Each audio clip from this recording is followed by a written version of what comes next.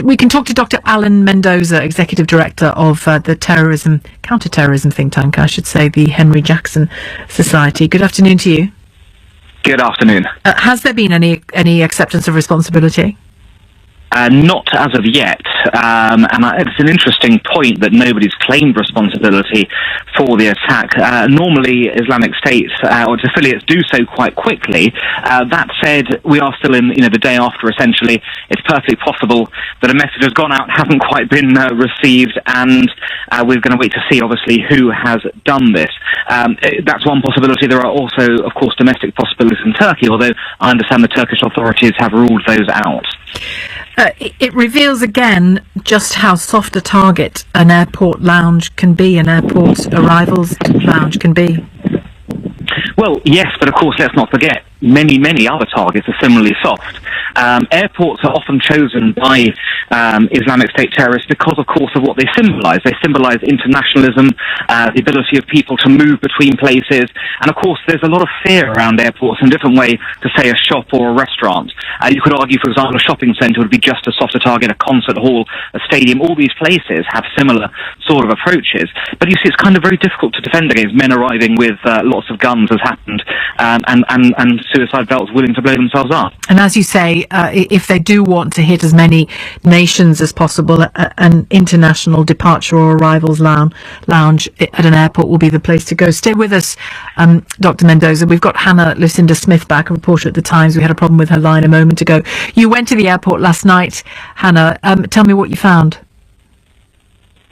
There were really chaotic scenes. I managed to get to the airport about 2 hours after the blast went off. There were huge numbers of people, some of them in holiday clothes, wheeling their suitcases behind them, sat on the grass verges outside the perimeter of the airport. Some of them actually fallen asleep, their heads on their luggage, not really knowing what to do next. There was a kind of general state of confusion. The police had obviously sealed off the airport by that time, but there were still ambulances going in and out of the airport. Gradually, the local council sent buses to try and take people away, but then there were reports also of hotels having absolutely no spaces left to accommodate all the people who'd been caught up in this incident. I suppose, like people in London, like people in other parts of the world, Turks know that there is this threat, and they've had a number of attacks in the past year or so. Is there an obvious escalation in security at airports, Hannah, or is this now going to be looked at, do you think?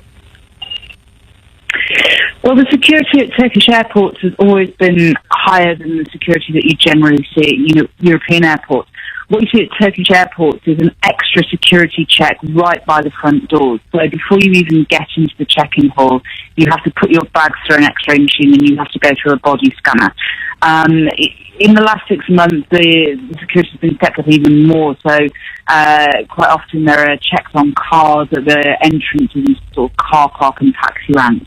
And on one occasion in East a couple of weeks ago, this is where a Kurdish militia is fighting an insurgency. I was actually body searched at that entrance even before you get near the terminal. So the security is high, and it has been stepped up in recent months. Bound to have an impact on the tourist industry, which is pretty important for Turkey, isn't it?